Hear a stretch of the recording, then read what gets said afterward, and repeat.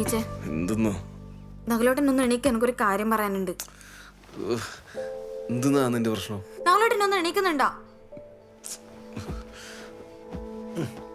പറ. അമ്മ എന്നോട് മിണ്ടുന്നില്ല. മിണ്ടുന്നില്ലേ? നകുലേട്ടൻ ഇങ്ങനെയാന്ന് കാര്യങ്ങൾ പോക്കെങ്കിൽ എനിക്കിടെ നിൽക്കാൻ പറ്റൂലേ?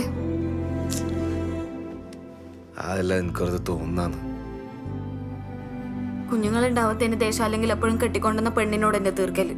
അത് ഇവിടുത്തെ മാത്രമല്ല, എല്ലായിടത്തും അവസ്ഥ തന്നെ. ഇന്നലെ നകുലേട്ടൻ എന്നോട് ഒന്നും മിണ്ടാണ്ടാ പോയി കിടന്നുറങ്ങിയത്.